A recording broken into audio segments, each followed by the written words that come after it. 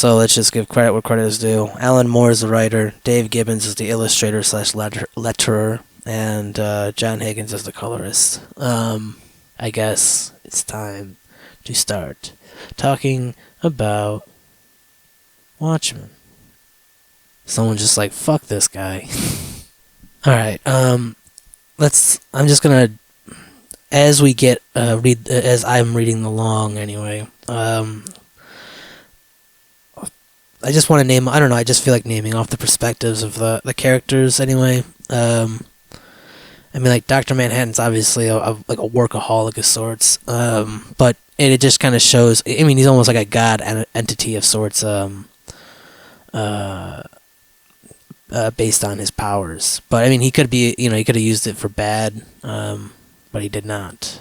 Like, and Ozymandias, or whatever the fuck, he, hypothetically, you could say that he almost, I mean, literally what Thanos did, essentially, I never even watched the cinematic thing, but you can't fucking avoid that shit, the whole Thanos removing half the universe or whatever, it's not exactly what, I mean, Ozymandias, I'm just gonna call him Ozzy from now on, I think he just blew up just Manhattan, I believe, which is it's not half of the world, but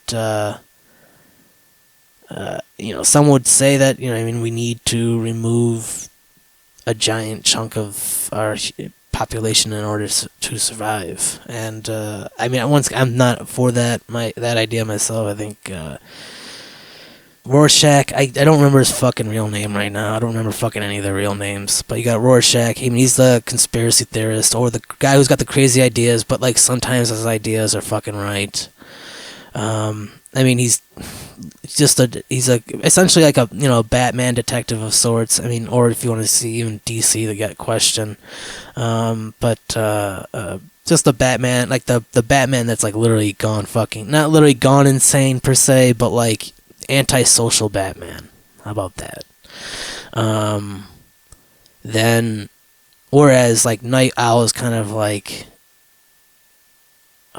just a regular. I think, like, Night Owl and Silk Spectre are probably the most regular of the bunch. They're just they're just, but, like, they're around it, and, like, I mean, like, they have had to work with it as well, like, whatever, but, like, and by it, I mean, like, for example, you got Comedian, and he's kind of like a Joker character, where, like, but at the same time, though, just because he's paid, he's just whatever he's paid to do, you know what I mean, like, and, like, I feel like the boys kind of, like, really pulled a lot from, like, that kind of Comedian. I mean, like, they walk down that kind of that alley in a way, not literally, you know what I mean, like, I know I'm jumping books or whatever, but, can't remember who the fuck even wrote The Boys right now. So, but I don't know. He's just like the cynical fucking dude. I mean, and he's called a comedian because he just finds it fucking funny. I mean, like, all of it. You know what I mean? It's very nihilistic.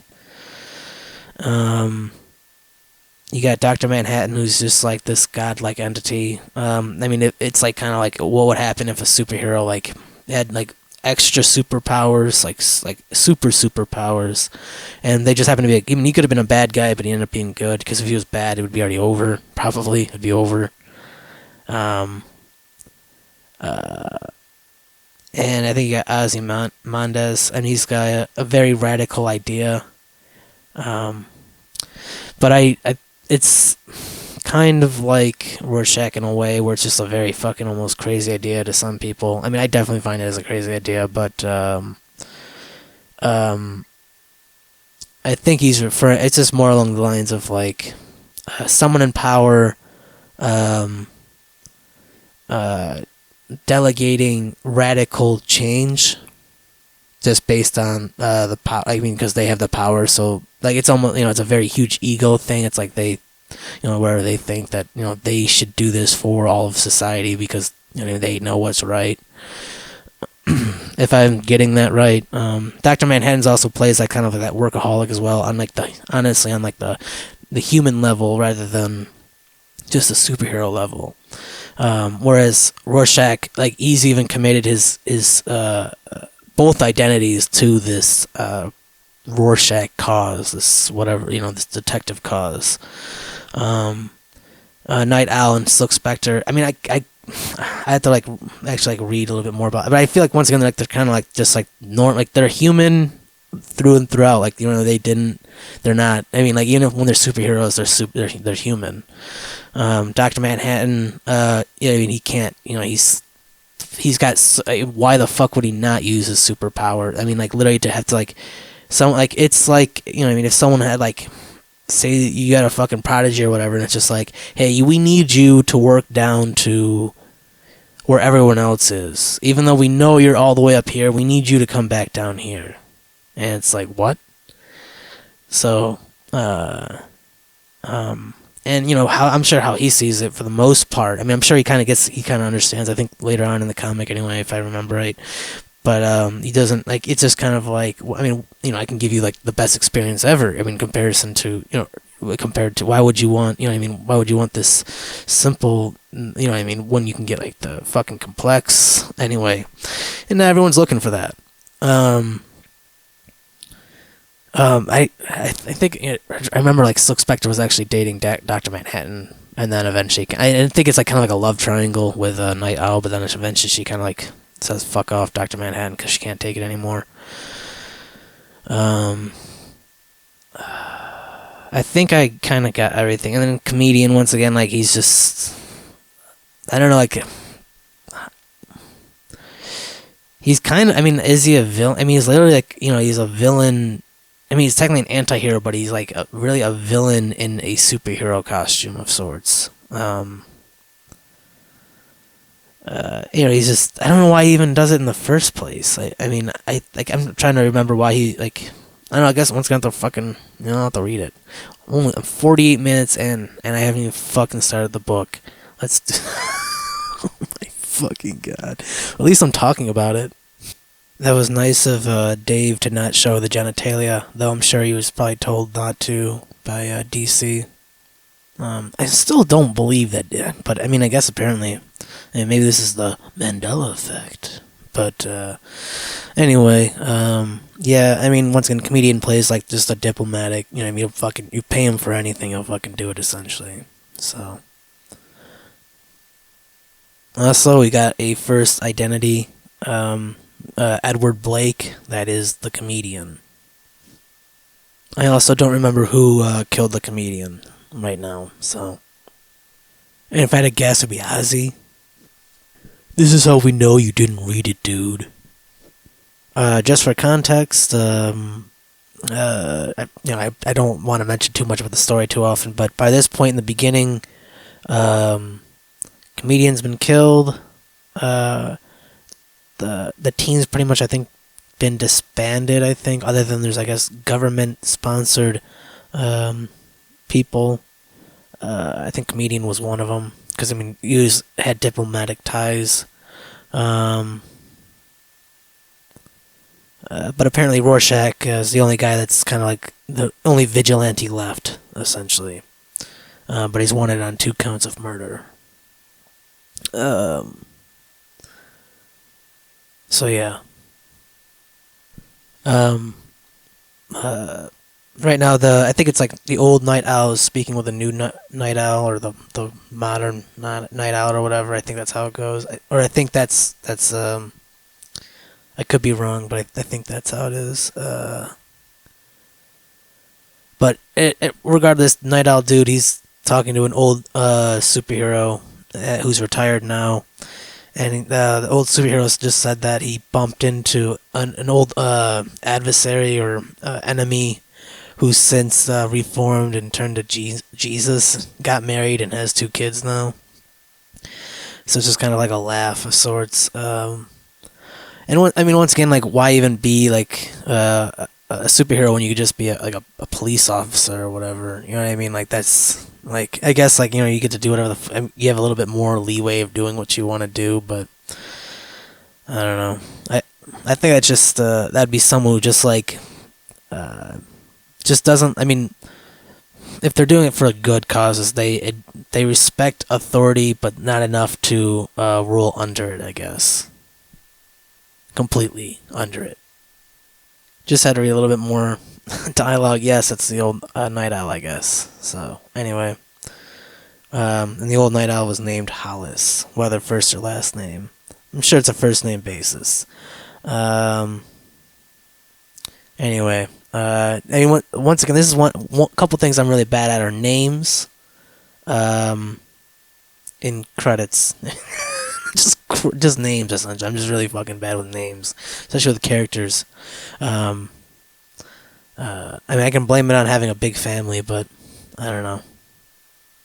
I just I don't know. Me personally, I don't. I mean, sometimes depending on it, sometimes I'll take it in deep. Sometimes I'm just you know what I mean, taking it on face value. I mean, it could even be I'm not paying enough attention. And I would say, I mean, if I'm fucking constantly breaking away from the book to talk about it, you know what I mean, and sometimes going off tangent, I might even fucking forget what the fuck's even going on in the story. But all I can say is I promise I know what the fuck's going on. It's not even that far into the fucking book. I didn't really even see the context of when the other Night Owl. I mean, I don't think they've given his name yet. Daniel. He's kind of frightened, especially because Rorschach's in there. I mean, I'm sure he's heard what's happening. I mean, he seems very wary of him. Almost like he's what is he gonna do? He's not too sure. But he does. I don't know. I think he gives a little trust, but at the same time, though, once when Rorschach shows that comedian's dead, Rorschach's somebody threw him out the window, and Daniel or Night Owl's somebody. Listen, maybe we could talk about this down in my workshop. I feel kind of exposed up here. Also, that way you can use the hidden rear exit when you leave. That is. And, I mean, I don't know. I mean, maybe I'm totally pulling context out of my ass here, but it seems like he's kind of you know what I mean, am I going to get killed here? And maybe I should get to my, get down, you know, get my fucking costume on and shit, and maybe I have to fight Rorschach. I don't think that's what it, I mean, this is just me going too deep into it. But even suggesting that, so even when you kill me, you can use the hidden rear exit. But I don't know. I think I think I'm totally just. But it honestly has almost a horror aspect. It's detective horror, you just within a superhero story, I guess. Context: Night Owl has retired at this point, which is almost funny because it's just you know what I mean. You have all this stuff and you're retired, but you still have to keep all this stuff. You just, what are you gonna do with it? You can't sell it necessarily. I mean, some of this stuff is just so personal. You can't sell the costume. You can't sell that fucking flying craft or whatever. I mean, maybe you can, but I don't know. I mean, I'm only pointing out what I'm pointing out just because I think it's interesting. These are things I'd never even. I mean, I'm kind of reading it really slow, to be honest. But I'm enjoying it. Fucking, I mean, once again, this is articulate. You know what I mean? Articulate's the word, but I think there's fuck, man. Anyway, it doesn't even matter. It's just it's pretty cool so far. But Rorschach and Night Owl are just talking, and Night Owl's fucking underground basement cave area, and Daniel or Night Owl says, "I heard Heed or in context Edward Blake. I heard Edward been working for the government since '77, knocking over Marxist republics in South America." Maybe this was a political killing. So, I mean, I don't know, man, it's just fucking interesting, because I imagine, you know what I mean, this is one thing, this is definitely one route a superhero or a human with super abilities might end up doing with their, their time, if they, you know what I mean, why, pick up pennies when you can, get the big bills, I guess. Alright, so, to add a trait to Daniel, originally, you know what I mean, maybe I'll take away, I mean, maybe it was implied that maybe Daniel was scared of Rorschach, or maybe he was. I don't know. But in this context, Rorschach's saying maybe someone's picking off costume heroes, and he said, "Don't you think that's maybe a little paranoid?" So once again, you got Rorschach, the character, once again has a bunch of conspiracies or crazy ideas, and could be even believed to just be paranoid, schizophrenic, or whatever. And in some sense, once again, this guy literally, threw his entire life into being a fucking superhero or detective. And I remember, I believe it's because he was doing like a case or whatever, and saw some girl get eaten by dogs or whatever. I think that's what it was. That kind of just like that trauma alone just like fucking destroyed him.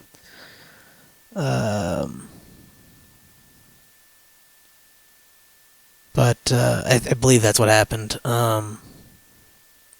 But so Daniel's not a very paranoid guy. He's I guess he's pretty pretty confident in his morality, I guess. And so is Rorschach. But once again, like how he perceives himself and his world is. How people perceive Rorschach. You know what I mean? They find him. As probably anyway. Just context, doesn't matter. I hope you get what I'm saying. That was literally one panel after what I was just talking about, so I need to pick up the fucking pace.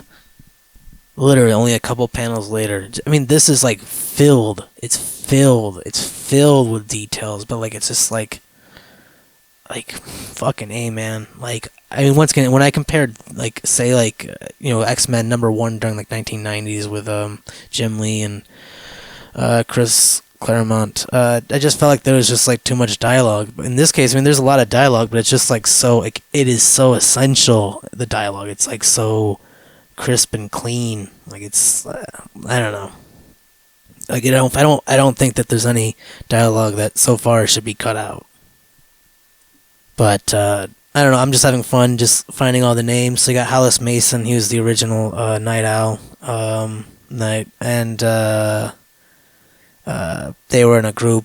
Edward Blake and Hollis Mason were in a group called the Minutemen. I forgot about that. So before, I guess, the Watchmen was the Minutemen. Jesus, the details in this, man, is so beautiful. Once again, like not even like these are all like panel next to panel next to all of what I've just said. Like when they were both this is what Rorschach's saying. They were both Minutemen. Both Blake and Mason. Or Hollis and Edward, when Blake was 16 and Mason was the first Night Owl. That book Mason wrote, he said some bad things about the comedian in it. Rorschach's just kind of like just being a detective, quite literally, just saying words and getting reactions and going from there. And it doesn't. He's just kind of like he doesn't really even think. He's just, but it's just cutting off loose ends and just also letting Daniel know about what just happened. Probably is more of the case as to why. And he's just, now that he's there and he's, why not ask him now? But 16, Edward Blake was 16 when he started, and apparently he's been doing it for 40 years as the comedian. Maybe not always called the comedian, I can't remember. Probably so, but I can't remember. Sorry. But 40 years, so he was 56. So 56 when he died. And, damn, son. Anyway, and I imagine like Rorschach, he's probably under, I don't know. I don't know the age. Well, let's just fucking, play the game, I guess. Oh, yeah. Those were great times, Rorschach. Great times. Whatever happened to him? You quit.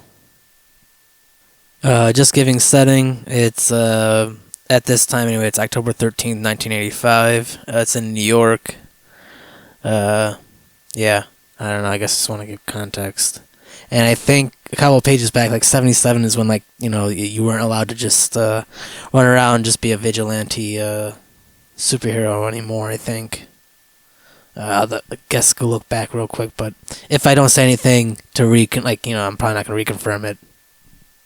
I will say in context, Rorschach sees everyone as scum, just as everyone probably sees Rorschach as scum. Um, yeah. Uh, I mean, you could see it with the way he writes and stuff. I mean, I don't. If I have to, I don't. Man, I'm not gonna do it. But just just pay attention. You'll fucking see exactly what I mean. Maybe you won't. Maybe you're like, that's not what I fucking. Fuck it.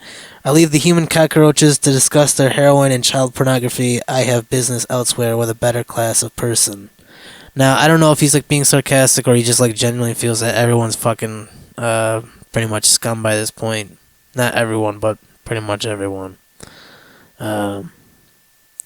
Anyway, Ozymandias, I think his first name is Veet. Veidt. Veidt. Okay, sorry, I just felt like I. Anyway. I believe Daniel's last name is Dryberg. Rorschach saying, America has Dr. Manhattan. Reds have been running scared since 65. They'd never dare antagonize us. I think we've got a masked killer. So it's just, I mean, like, just in terms of it being potentially a political killing, potentially even being the Soviets is what Veet says, or Ozymandias. Or Ozymandias. Now, Rorschach leaves Veet, and on his newspaper, or on his desk, is a newspaper saying, "Nuclear doomsday clock stands at 5 to 12, warn experts."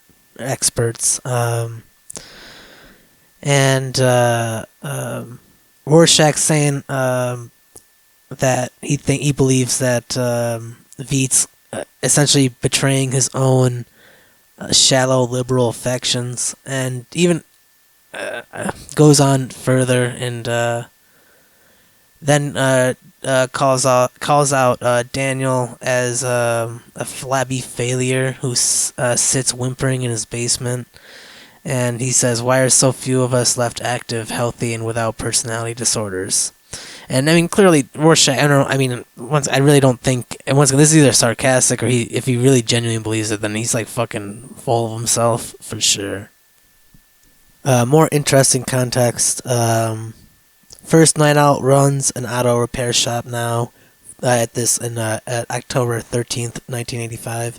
The first Silk Spectre is a bloated, aging whore dying in a Californian rest resort.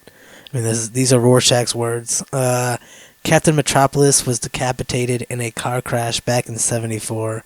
Mothman's in an insane asylum, or in an asylum up in Maine. The Silhouette retired in disgrace, murdered 6 weeks later by a minor adversary seeking revenge. Dollar Bill got shot. Hooded Justice went missing in '55, and the comedian's dead. Only 2 names remaining on my list. Word. The last 2, I believe, are Silk Spectre 2 and Dr. Manhattan.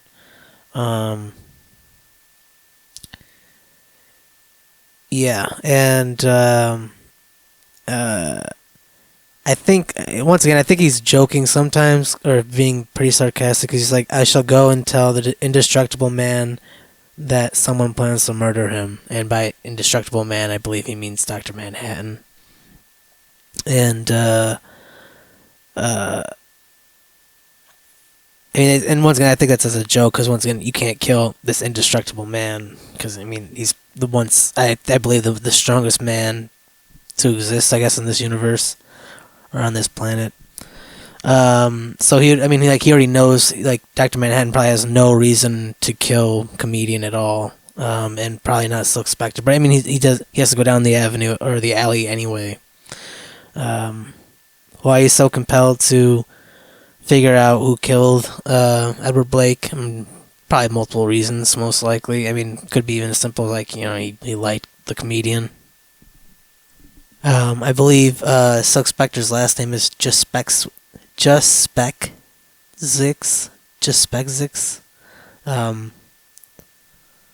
Though I think her mother goes by Jupiter for her last name. And I guess Dr. Manhattan and the comedian were the only two extra normal operatives currently employed by the government. So yeah, once again, comedian's kind of like not a nice dude. Based on I'm not sure of Silk Spectre's first name, but Silk Spectre, she says Blake was a bastard. He was a monster. You know, he tried to rape my mother back when they were both Minutemen. And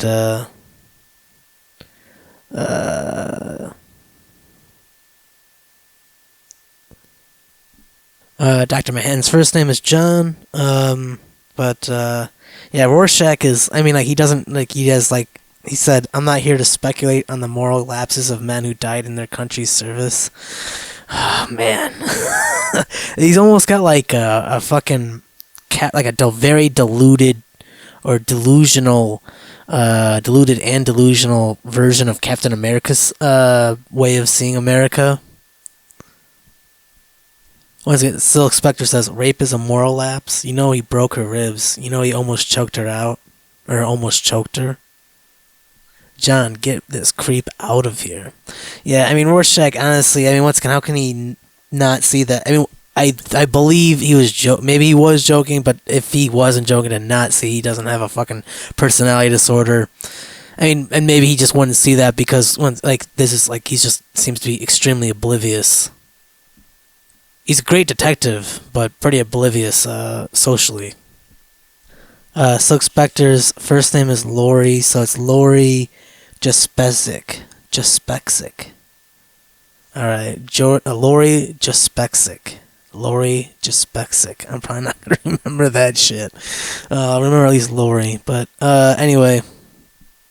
I don't think Vet's Ozymandias' first name because he said I warned Vet and Dryberg. Lori absolutely finds Rorschach to be a creep, and can't wait for him to go away, I guess.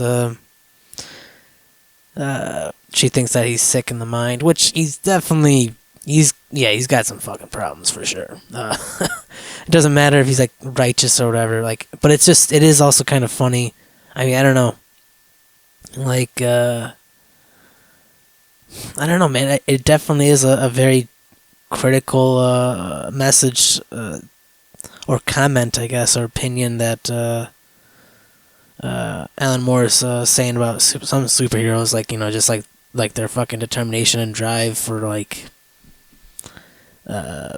finding the like, you know, getting to the absolute bottom of the truth, and like sometimes you gotta like fucking break innocent people's fingers and shit just for like to get some answers, even though like there was absolutely no like he clearly was just doing it just out of like anger and shit like that. But I mean, like his reasoning was like, all right, I'm gonna do this and hopefully I'll get an answer, and he kind of already knew that he wasn't gonna get an answer, but he's like, might as well. He's like literally like cutting all or just like tying up all loose ends or whatever, just finding out.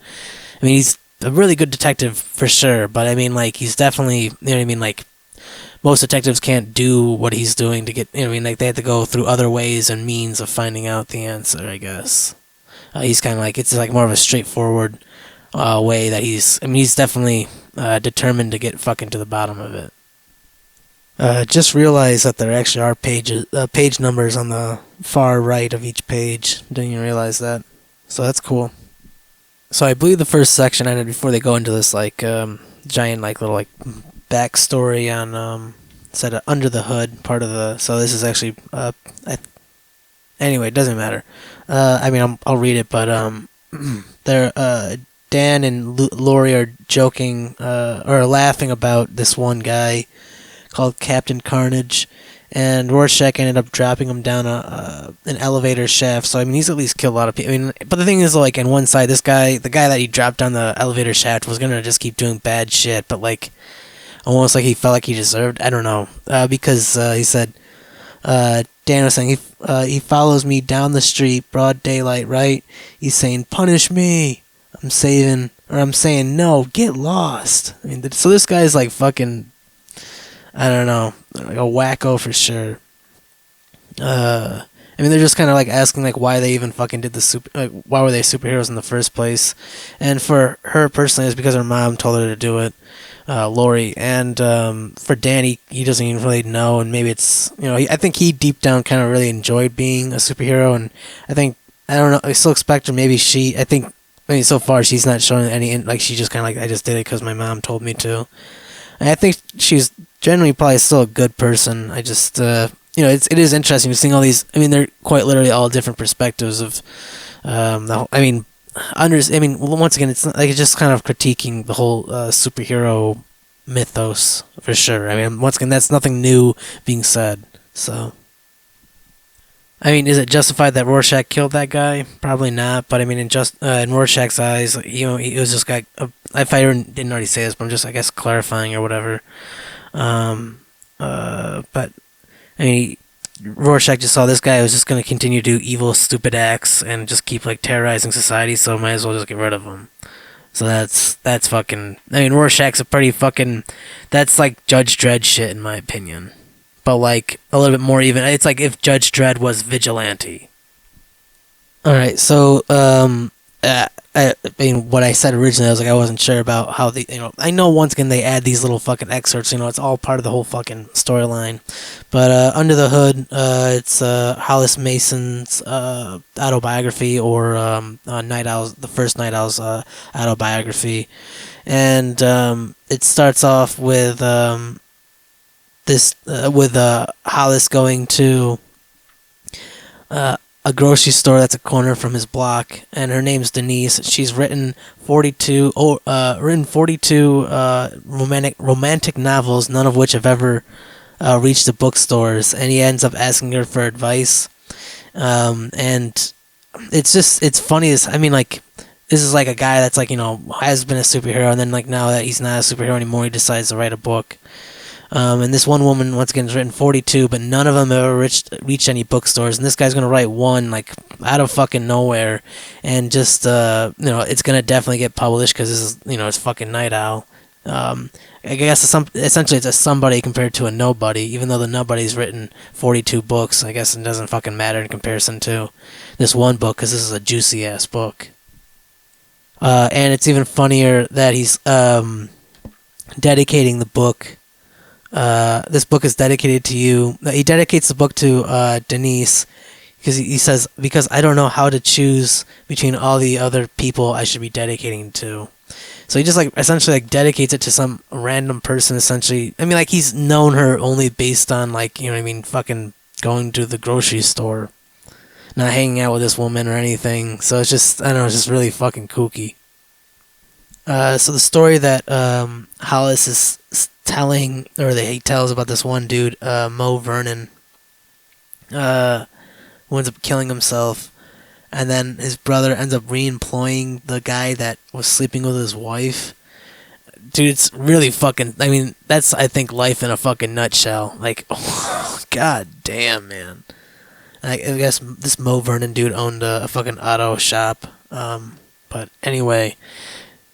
And, I mean, he was, he's wearing these fucking fake titties, I guess, just because it was a funny joke, but, ends up getting a fucking letter from his wife saying that she's been having an affair with him, and she also ran away, took all of his money, I believe, so he's got nothing to him, and he's got, and everyone ends up laughing at him because, I mean, he's got the fucking fake tits around him. So he just kind of like, I don't know, man. Really sad.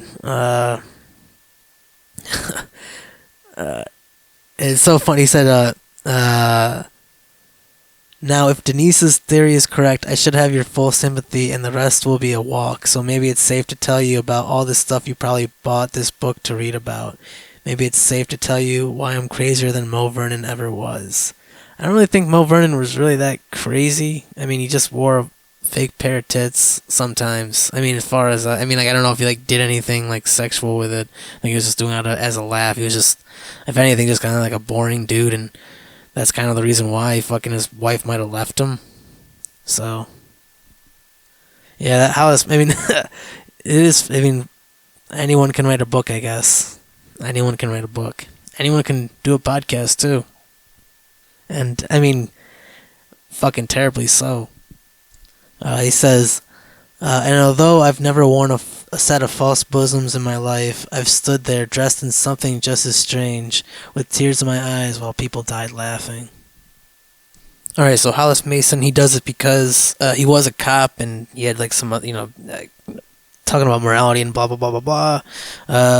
But when he started dressing up as an owl or whatever, he'd take the comic books from the kids and read them, and he was like just as mesmerized. He wanted to be just like Superman. And then when he found out about Hooded Justice getting a lot of, I guess rep, but I mean not even just rep, but doing a lot of good, he wanted to be the second one, to be like the next real superhero, I guess, in this universe. So it's almost like Kick-Ass in a way again, but I don't know if any of the characters in Minutemen, any of them have any powers, like superpowers at all. We're gonna probably find out. Well, probably, most likely. All right, so I just finished chapter 1 or issue number 1, going into issue number 2. So at the beginning, Lori goes to meet or goes to talk to her mom, and wants to just wants to check up on her or whatever, and they talk about Edward Blake. You got the mom who, I guess, it's been 40 years. She guess just like life goes on.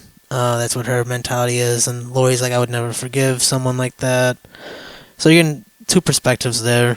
But the one thing that I wanted to say was she was saying that there's 3 Minutemen left. Hollis Mason, her, and Byron Lewis, who's in the bug house in Maine. So I guess that's Mothman, I think, who's in an asylum. Jesus Christ, I can never fucking speak. Back in New York, where the comedian's funeral's going on, you got Dr. Manhattan, I believe, Ozymandias, or his last name I believe is Vide.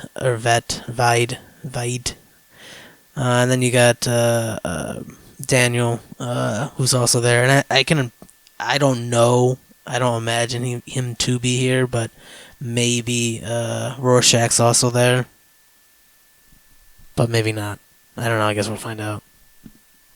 More context. Eddie, or the comedian, was actually the youngest out of all of them. He said, but anyway, I could keep going on, but anyway. Fucking wild, man. I mean, it's kind of like still referring to kind of like the whole atmosphere of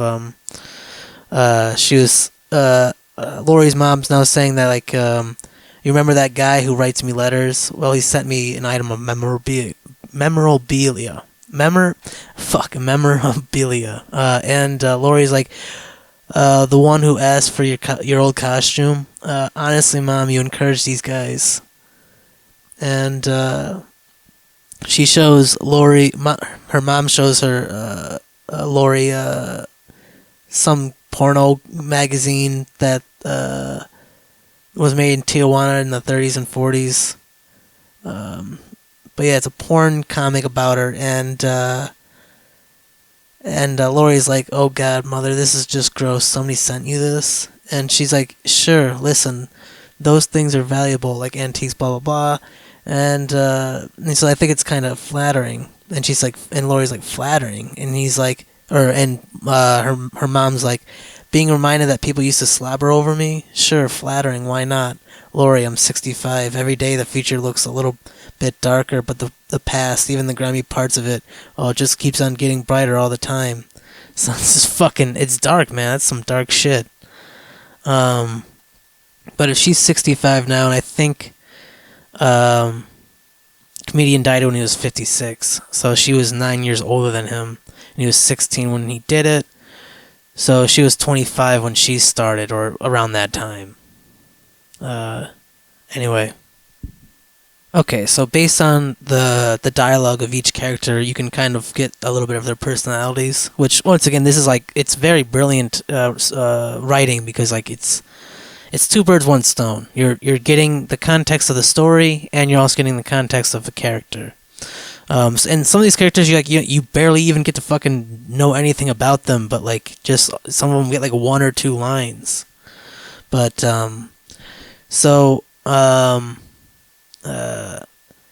I mean, comedian literally, he's kind of a jokey bastard, I guess. And Silk Spectre doesn't really, she's kind of just like, she says, "Give me a break." Night Owl is clearly the kind of the leader of the sorts because he's the one who's paying for the prints or whatever. He's talking to the guy, the photographer anyway. And it's almost kind of reminds me of like entertainment or like a band or a fucking actor, actress, whatever. And because I mean, Silk Spectre's like, "Boy, real photo sessions. Do you think my hair will come out looking okay, HJ?" So it's just like now it's an official. They're not just a bunch of people dressed up in costumes. They're trying to like make it into this professional official thing rather than like an amateur. I don't know. Just like kind of like freak show of sorts. And Hooded Justice is pretty much, I just want to do my job. He doesn't really give a shit. A comedian really wants to go in, start doing. I mean, he's already got like that political aspect. I mean, he just. I think he. I'm not sure. I'm not too sure what side he's. I mean, if he's really for the money, or if he's really kind of just like he's just like the capitalist. He's just a capitalistic guy. I mean, just like capitalistic American of sorts. But he's maybe doing good. I don't know. I mean, clearly what comes up in like the next page anyway is definitely deviant. So he's not really. I don't know. Like he seems like he's fighting on the right side, but his intentions are ill placed, I guess, to say the least. And then there's this one other woman. I don't know who she is. But she's like smoking something, and she's like, well, anyway, just reading the dialogue. Comedian wants to go into Europe. He wants us to go into Europe so that they can, whatever. He's like, he wants to go where the action is. Hooded Justice doesn't want to get political. And then the one woman who's smoking something says, "Perhaps the Poles thought you so too, eh? You agree, Sally?" So I guess Lori's mom is named Sally, so it's Sally. Well, she goes probably by Sally Jupiter, but it's Sally just Bexic, I think it is. And I mean, definitely during this time, it's a whole war going on, World War II. So she wants to stay away from that. She doesn't want anyone to think anything or assume or presume anything. And that chick's just kind of like pushing a button of sorts. And Sally's saying, "Well, I'm sure I wouldn't know anything about what the Polish people think." Mothman, he's scared shitless, and you can already see that comedian. He's kind of like annoyed by Mothman already. Night Owl, the first Night Owl, Hollis, he kind of just like fucking says, "Hey man, let's just fucking, it's meeting's over." And I know that's where I got next page is the rape scene, in which Hooded Justice is the one that stops him, and I guess nothing is said anyway. But I mean, like, I don't think I think it's just like pretty much like a hush hush thing, like, you know what I mean? Like, I don't think comedian still gets to be comedian, still is on the team and whatever. So comedian, I mean, he's thinking that he's presuming or assuming that she wants, he's kind of like got like asking for attention essentially. He's like, "Sure, I did. You announced it loud enough." She was saying that she was changing, and he's coming on to her, and she's definitely not interested. And she attacks him, so then he attacks her. And then now he's gonna fucking commit to the action. I mean, the guy's kind of just like fucking a complete fucking scumbag. I mean, and then Hooded Justice finds out, and he starts beating the shit out of him.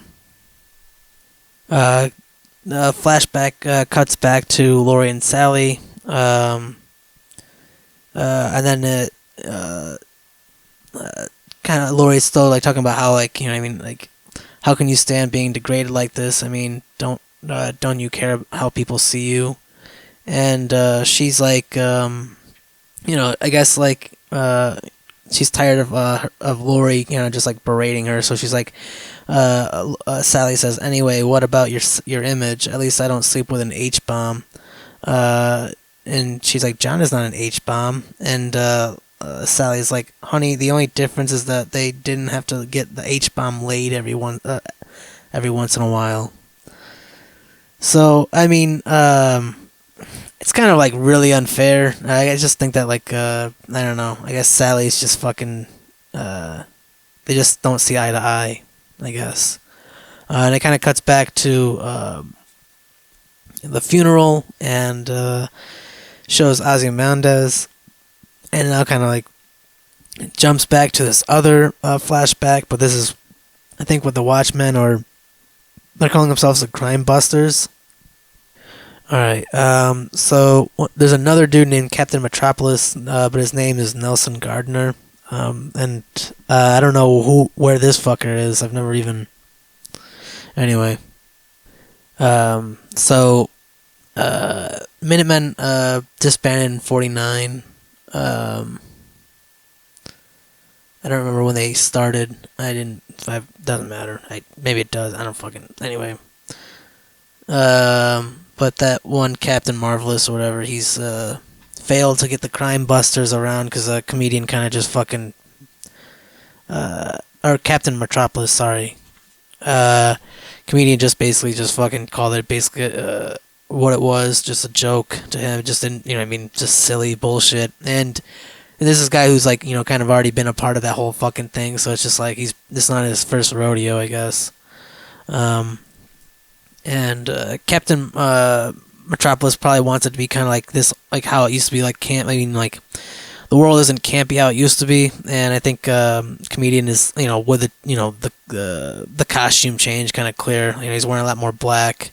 He still shows like the red, white, and blue, I guess, but well, he didn't. I don't think he really had. He kind of like looked more like a clown beforehand. Now he kind of like looks like this Wolverine-like character. But he kind of just says it's bunk, and everyone else kind of just like departs. And Crime Busters is not a fucking thing. And it was all kind of comedian's fault, and he, like the very end, like he kind of just says like in like 30 years it's all gonna be fucking nukes are gonna be flying like Maybugs. And I don't know. I think Ozzy kind of like that's like one little hint at like Ozzy's idea of what's gonna go down for the ending of the comic. I mean, like just like there's like Godzilla and whatnot. Like Dr. Manhattan, he's kind of like literally the physical embodiment of like a bomb, essentially. I mean, like as you described as an H bomb with Sally, but still at the funeral, jumps cuts to Dr. Manhattan. Kind of like has like a flashback of his own with a comedian, and they're in Vietnam. And comedian's got a point. He's like, I mean, if we lost this war, I don't know. I think it might have driven us a little crazy, as a country. But thanks to you, we didn't, right? Down the hatch. So it's almost like, in a way, he's kind of like talking to like the H bomb is like, once again, it's like as though the H bomb were a human being. I mean, I guess, and, I know Dr. Manhattan's there, but like it's just, I don't know, it's definitely metaphorical for sure. So, comedian, I mean, once again, for as much of a piece of shit this guy is, I mean, he just literally killed a pregnant woman, or a woman that he impregnated, who just slashed his face. So that's, I mean, they were referring, like, there was a giant scar on his face at the beginning of the comic, and this is probably where it was from. And, I don't know, I think he got cut at the very beginning the same way as this. I mean, he's got definitely a lot of enemies, as Rorschach said. In 40 years, you could definitely develop. If it was Rorschach who said it, I don't think it was Rorschach who said that. I don't know. I don't remember who the fuck. It doesn't matter. Someone said it. But at the time, I guess Dr. Manhattan was dating Janie Slater, and then ditched her, and now he's like is with currently Sally Jupiter, or Sally's daughter, Lori, And he was saying, comedians like, you could have turned that bullet into fucking anything, or you could have like transported us to Australia. But he's like, but you didn't lift a finger. He said, comedians like, you don't really give a damn about human beings. I've watched you. You never cared about what's blah blah blah blah. So he's just kind of basically saying that, Dr. Manhattan's becoming, I mean, as a god figure, he's kind of not really, he's so far out, he's not literally in the shoes of a human being anymore. So, but it is weird. It is weird that he didn't stop him. That is fucking really fucking weird. Maybe he's just kind of like shocked by it all or something. I don't know. But it is, I don't know. I guess in a way, I mean, I don't know, comedians almost kind of like criticizing a god, or a god in a way too. It's like, I shouldn't have been allowed to do that. But so I guess he's just really fucking like, this comedian character. He's just really like, he's almost like the Joker in a way, but like, he's not like exactly like the Joker. I don't know. It's weird to say, because I mean, like, he's not completely fucking chaotic, but he definitely has a lot of chaos in him and destruction in him.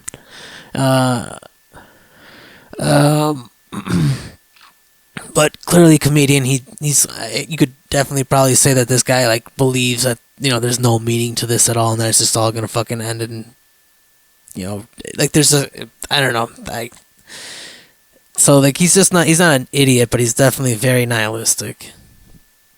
Daniel's flashback with comedian is like during this like riotous act, and showing once again, I mean, comedian saying, I heard what you said. My government contacts tell me some new act is being herded through. Until then, we're society's only protection. We keep it up as long as we have to. And I mean, like, literally just a panel before, he threw some tear gas, I think. Riot gas. He's got some riot gas, and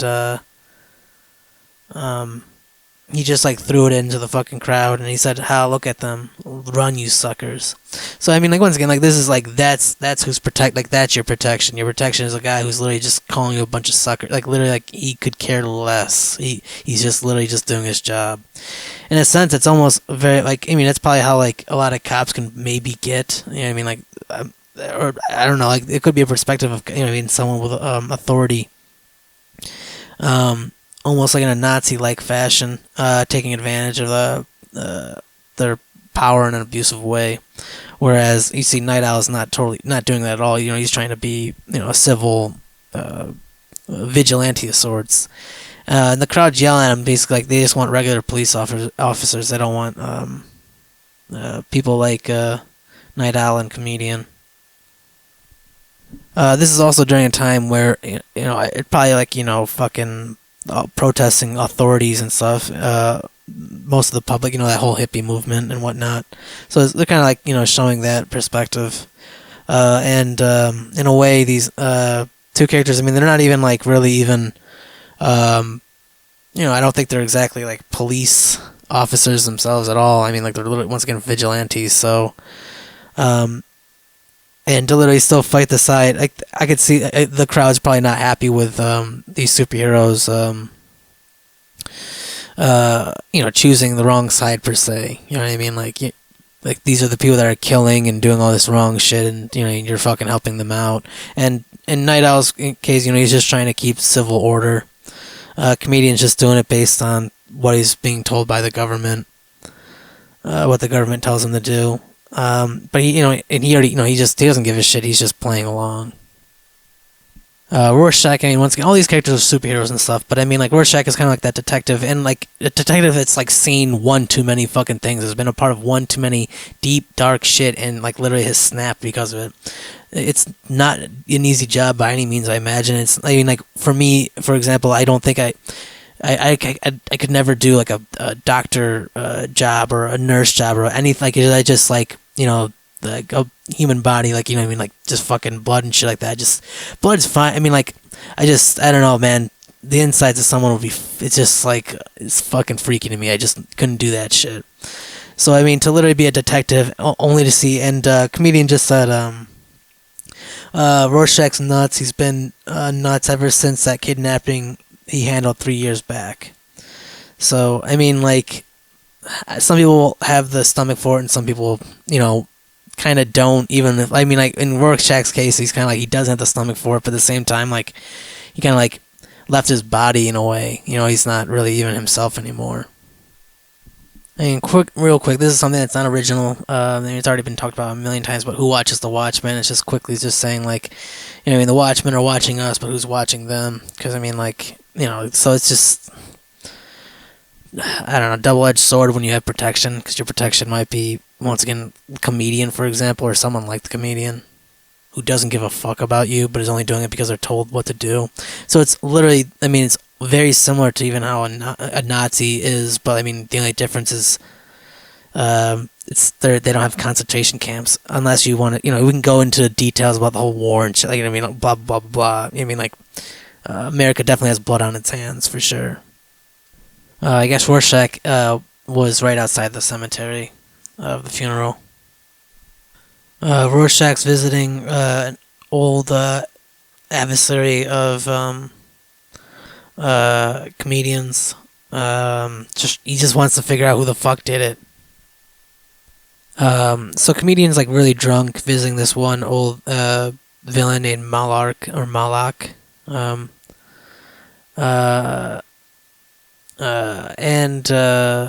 he's just kind of like having a conversation with this dude.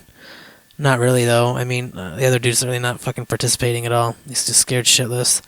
And I think he's just talking about, just how he's just, now that we have a fucking nuclear bomb, that it's pretty much all over. As he kept on saying, this is what comedian said. He's like, on that island they got writers, scientists, artists, and what they're doing. Hold on.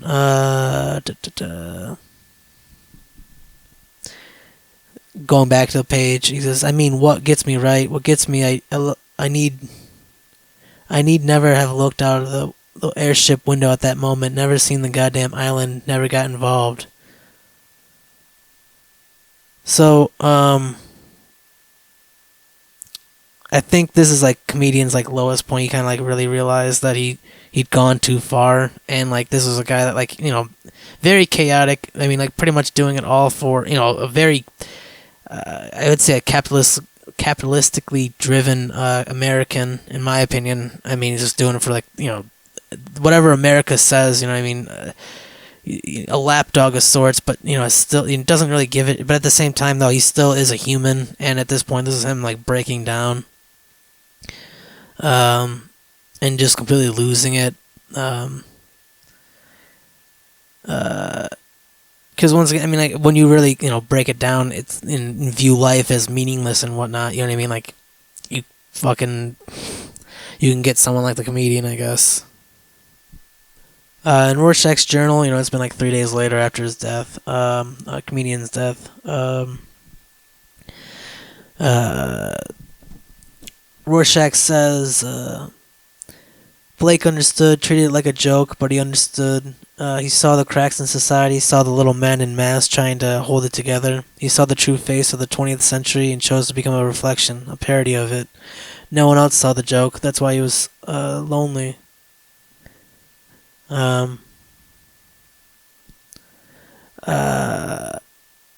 So it's just, and he goes into this, one joke. Heard joke once. Man goes to the doctor. Said he's feeling like life is harsh and cruel. Doctor says, go and see a clown who's really funny. That should pick you up. Man bursts in tears. And says the doctor that he is that clown that was suggested to see him. So basically, just like saddest clown kind of thing, saddest clown syndrome. Or this is I don't know. I don't think that's actually real, but you know what I mean. I think. And there's a couple ways of going about being the saddest clown, and comedian is definitely a shitty version of it. Clearly, it's a I keep on saying context. I guess is the fucking word of the day, but Alan Moore. I mean, like, I was like, is he just fucking like adding in these little like pages from the under the hood just to kind of like make it more? I mean, like to add little like what I mean, like I mean, on like a fucking literal sense, like adding little more book sense. Like it's not just a comic book. There are actual, moments of just nothing but text on a page. I don't really think that. I think it's just kind of once again just parody of itself. I think really, but with this, I mean, it's kind of explaining the past without having to like constantly go flashbacks, which may or may not have. I mean, may not can actually damper the storyline. Whereas this, I mean, in a sense, like like you have to read text. It should be a comic book, but like. I don't know. I really think it. In my opinion, I think it works. I'm not. I mean, by this point, still, I have found zero reason. I have zero problems with this book because I mean, it's just totally showing all these perspectives, and it's just showing like how absurd it would actually be to have these masked vigilantes running around. I mean, a lot of them, I think, none of them, I believe, once again, like, the only ones that have superpowers would be, I think, just Dr. Manhattan. And I think Ozymandias, I think he's just, like, one of the most intelligent people. And I don't know if he was experimented on or whatnot. I can't remember. We'll find fucking out, probably. Or I'll find out, excuse me. Or I won't find out. But Night Owl, both Night Owls seem to be just regular human beings. Same with Silk Spectre. Rorschach, you know what I mean? None of them they just seem to be regular human beings just wearing, fucking costumes.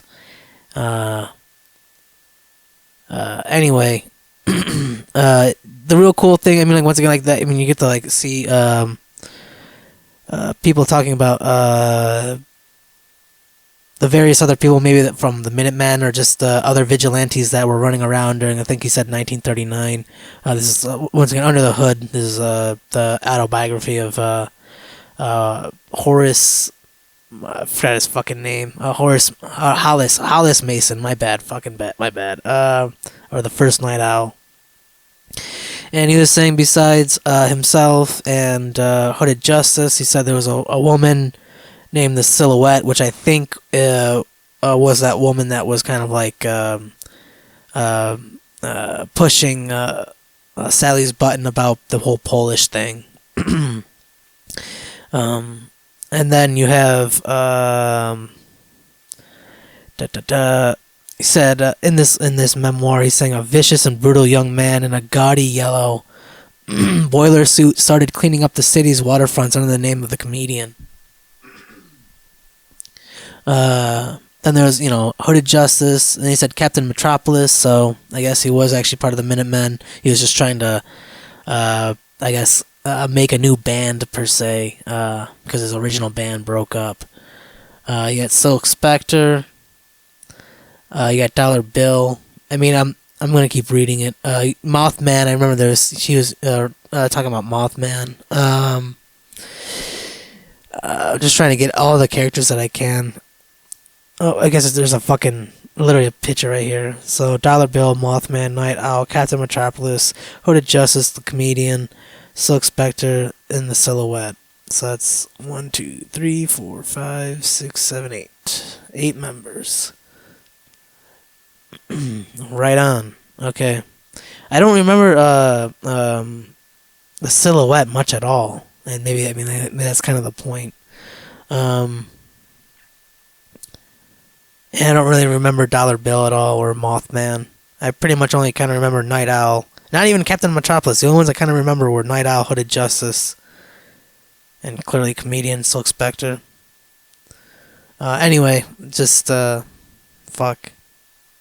So Dollar Bill apparently was killed point blank, essentially.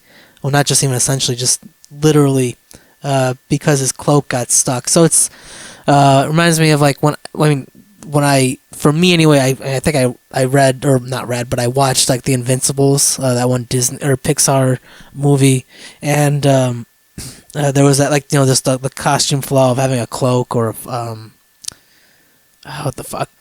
Shit, I can't. A cloak or what the fuck is it called, man? I can't even remember.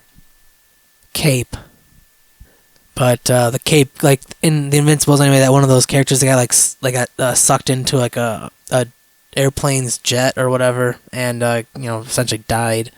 So, but in this case, a revolving door made his cloak, the dollar bill's cloak, get stuck, and he was killed. That's fucked up. But hey, man, like I don't know, man. That's probably what would happen. Because earlier on, Hollis was talking about how he would have had a cloak because he wanted to be like another person, but like he kept on getting like stuck on shit, so he said fuck it.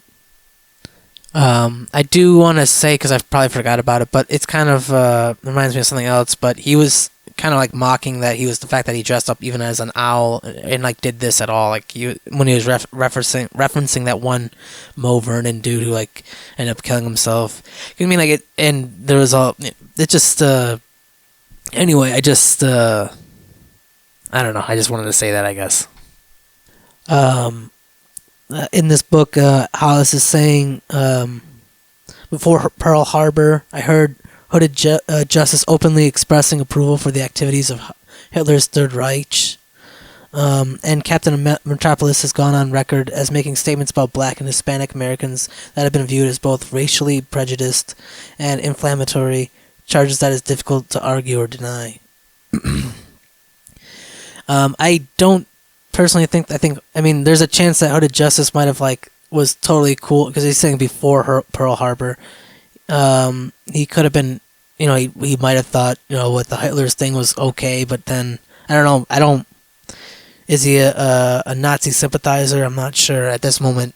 It's not clear. It could totally be, because clearly, he openly expressing approval before Pearl Harbor, though. Maybe he changed his mind, and he kind of was like, and that's why he's not into political anything anymore, or at least in that flashback. And then once again, Captain Metropolis being a fucking making some extremely racist remarks. So it's just kind of like you're getting the full painting of the spectrum of heroes and why they do what they do. So it's, once again, it's a pretty perfect book. Can't deny it. Can't fucking deny it.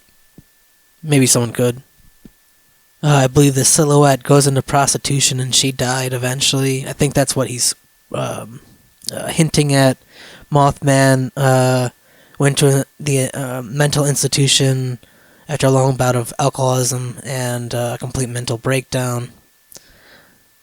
These are just little small facts, but they're just so interesting to keep in there. It's just they're just so juicy.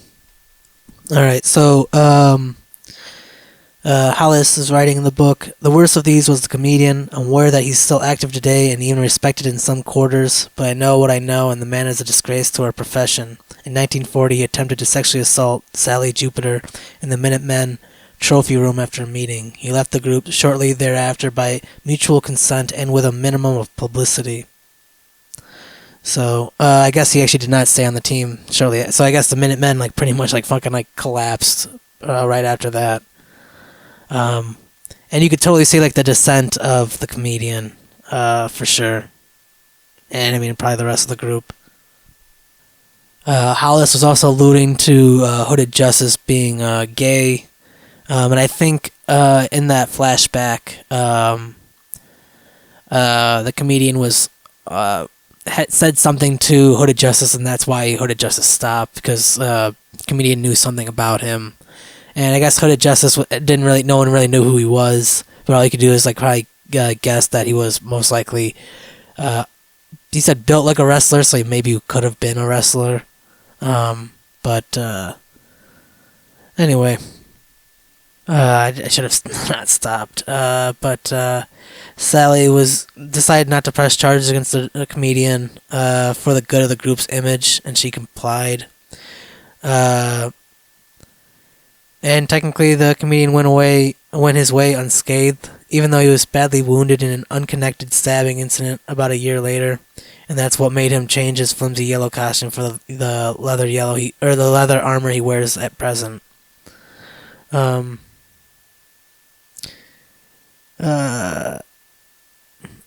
but anyway, nice little juicy details for the story. They're dark details, but anyway, it's I don't know. It's kind of I think I already said this originally, like way back, fucking earlier in the podcast. Like good's not always good and evil's not always evil.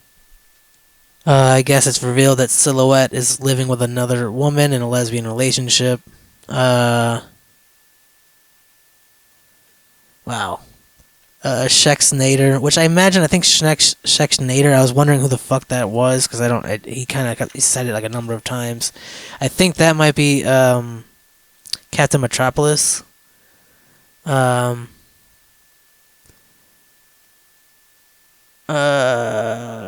were introduced to Sally to each other, and then he was very organized. Yeah, I was kind of confused. I don't know. By this point, I don't really fucking give a shit about who's fucking who. But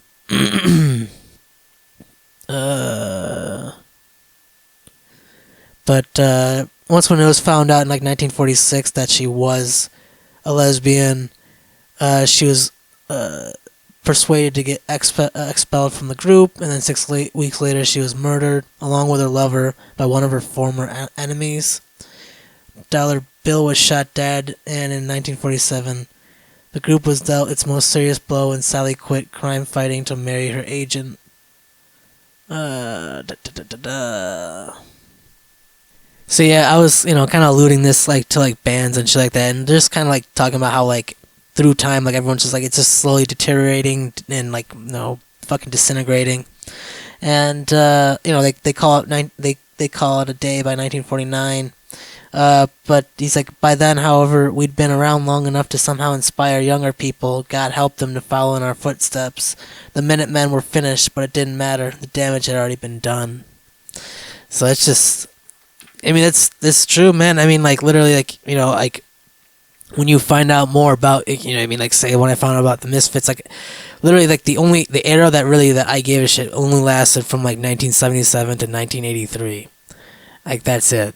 Everything else after that is fucking might as well be pissing on down the drain. You know what I mean? Like, so it's just, and it literally was it was all pretty much done by Glenn Danzig. And all he did was, if he literally had access to a studio, you could have made all those things for the Misfits and never had to even do anything. And then like maybe someone would fucking pick up on what they were doing. Clearly it's different times nowadays compared to then, and clearly, even there are some similar things, like you still do need to perform, you still need to have a public appearance and stuff, but this book in itself is kind of just like making fun of that whole entire thing in a sense, because it's just like, it kind of like, fucking the Misfits not alone didn't like get me to want to fucking make music, but they definitely are one fucking reason as to why I want to, or why I have,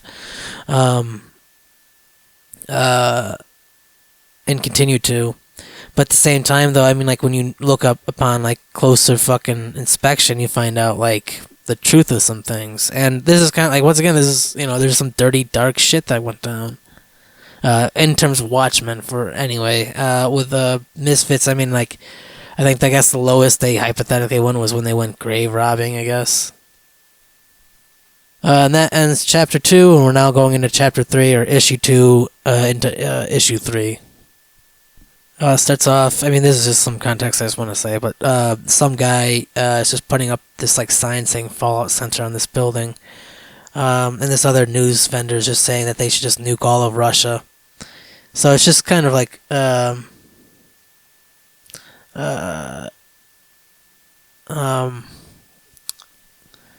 just kind of like hinting at that example, I guess. So, Dr. Manhattan is a godlike figure. He's kind of like, once again, lost touch of human intimacy and just human touch in general, I guess.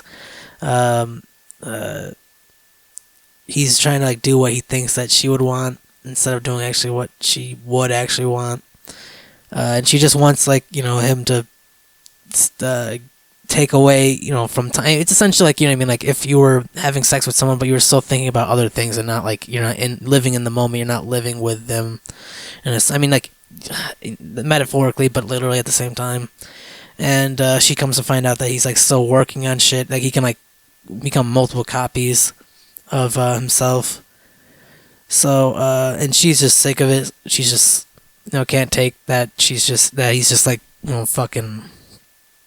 I mean, just like that. She's just basically fucking. I mean, quite literally an H bomb. Not even a human person anymore, but a god. And she's not a god. She's just a human. I really think in this instance, I could be wrong, but I think like if Dr. Manhattan was a woman and Laurie was the man, and yeah, I think it's similar. So just literally, I mean, like just get to a point where like you're this one person's a human being, the other person's just like fucking lost touch with reality. It's like you don't want to be with that anymore. You just fucking, why would you want that? And I guess I think this Silhouette or Miss Slater, I can't remember her fucking first name, but she's got cancer, and it's all because of Dr. Manhattan's fault. Anyway, Dr. Manhattan's full name is Dr. Jonathan Osterman. I know that once again you could just Google this shit. It's just fun for me to say and find out. So Dr. Manhattan, aka like once again, if he is like viewed as an H bomb, like literally a walking H bomb. Yeah, I don't know, man. Like this is, it's. I mean, you just literally. I don't know, man. It's a funny metaphor. That's all I'm gonna say. You got reporters like asking the bomb like questions. So Rorschach as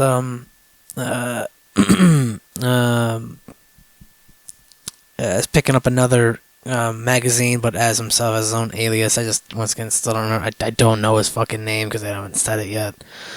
But the news vendor's like, "How about you? I see the world didn't end yesterday." And Rorschach's like, "Are you sure?" But once again, he's dressed up as himself and not Rorschach. And within this time frame, Dr. Manhattan was on a news or on a talk show. He was answering questions, but then a news reporter asked if he's linked at all to the like cancer at all, and talking about all these reports of people that he was around and how they now have cancer and have died or are dying, and now that's like, well, a bunch of shit just went down. So I don't know. The world might have ended, but it's just you don't see how it ends. I guess it's just kind of like it's. I don't know. Maybe it hasn't ended. I don't know. Anyway, I mean, I think it's just based on this, it's like slowly getting there. Night Owl could have been paranoid, or at least he's just being prepared, I guess. But he got in new locks, but then Rorschach just busted through his door and made note that he's like, "I know you got new locks." So he's basically saying like, the comedian's dead. Dr. Manhattan's been exiled. 2 of us gone all within a week. Who's next? Vide, Jespegzik, me, you. That's what Rorschach's saying.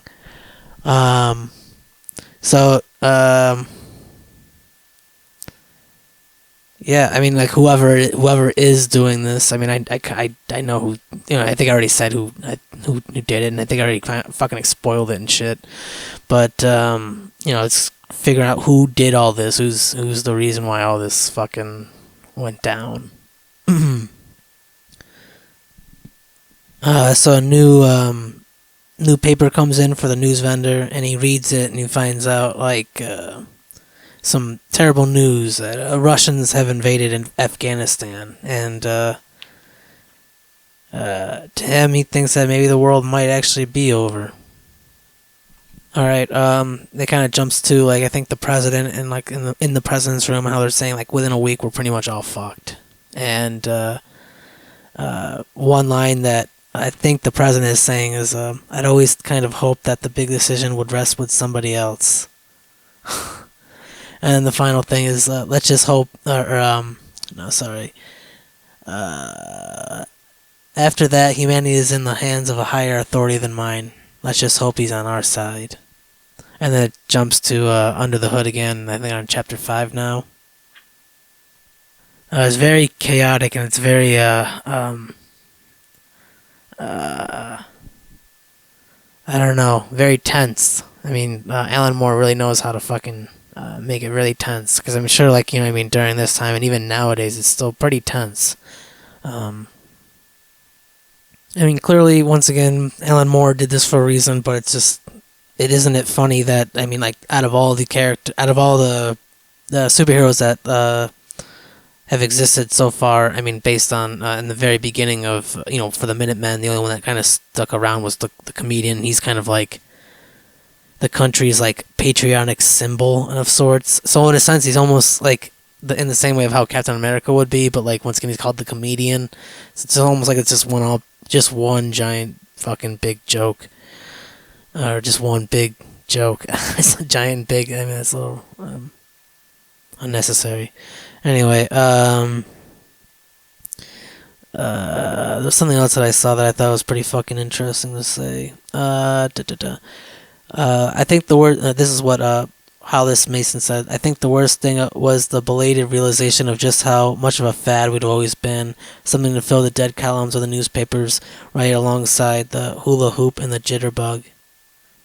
So, I mean, like, it just makes it so fucking nihilistic and meaningless. It's fucking hard to even, like... fucking A, man. I mean, it feels like... I mean, it makes the universe feel a lot bigger than it actually is. For me, anyway. Hollis goes on talking about a Hooded Justice never revealing his identity, kind of just, like, running away, and that's when it, like, kind of went missing. But then there's also this other dude named Rolf Mueller, who also went missing around the same time, and apparently that body was found later on, shot dead. And apparently it was potentially like a part of the whole Red movement, or Red Scare, or whatever, and was actually a communist. Potentially, I mean, these are all, like, you know, allegations and whatnot. There's no, I mean, just, but I mean, it could be true because I mean, Hollis is also a detective as well. So, but I don't know. I mean, it is gossip, but at the same time, it's not a conclusive fact. I mean, because once again, they couldn't even potentially even prove that the body of Ralph Mueller, or the body that they found that is apparently of Ralph Mueller, blah blah blah blah. So it's just speculation, but it's I don't know. It's still, once again, kind of interesting. Still, Hollis also theorizes what happened with Mothman, as to why, like, this whole, like, because they had to, all the costume heroes had to go under oath and say who they were, and I guess Mothman was a little bit more, met with a little more difficulty, mostly because some of the left-wing friends he'd cultivated during his student days. But all this, like, this giant lengthy investigation, I guess, caused him to drink a lot and spiraled down into mental ill health, I guess, or later into his well, it says later into his mental ill health. Anyway, sorry, I feel like I'm a fucking asshole. I can't talk at all. All right, Hollis eventually starts talking about Dr. Manhattan, and he's like, there's a certain elation. It felt as if Santa Claus had suddenly turned out to be real after all. Which, I mean, and going on beforehand, he was saying, if you accept that floating rifle parts are real, you also have to somehow accept that everything you've ever known to be fact is probably untrue. And, I mean, some facts that we believe to be facts tend to, I mean, not all of them, but some of them end up becoming untrue because, I mean, like, what we believe to be fact sometimes, even with scientific evidence, can prove otherwise. But still, I mean, like there are certain laws to follow for sure. Because otherwise, I mean, like, I don't know, man. We gotta, if we're all gonna, even if it's meaningless, once again, we gotta find meaning somehow. Some more from Hollis Mason's book. You see, while masked vigilantes had certainly been made obsolete, so in a sense had every other living organism, so in a sense had every other living organism upon the planet. I don't think that society has fully realized yet just exactly what Dr. Manhattan's arrival means, how much it's likely to change every detail of our lives. Although Dr. Manhattan was the most prominent by far, the new blah blah blah blah blah. But what I meant to say was just like, I don't think that society has fully realized yet just exactly what Dr. Manhattan's arrival means, how much it's likely to change every detail of our lives. But it's we're kind of, even especially nowadays with like robots and stuff, like, and when you refer to Dr. Manhattan as though like the H bombing, once again, like how we really are kind of changing to whatever's next. The next step is currently happened. It's taken a while, but because I mean, when you have something that can literally completely, bring waste to a fucking Earth, you know what I mean? Like, that's a big fucking step. Nothing new that I just said, but it has to be said, I guess. Or does it? Oh, Hollis goes on to talk about Ozymandias, or Mendez, and says that he's got a large degree of athletic prowess. But also, I mean, earlier on they said that he was like the smartest man in the world or whatever.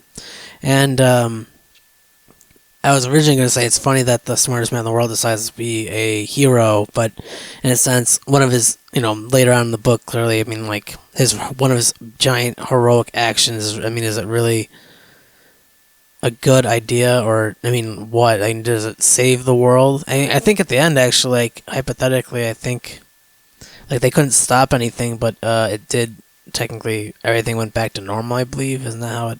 we'll find out, I guess. Anyway... so to finish chapter 3 and going into chapter 4,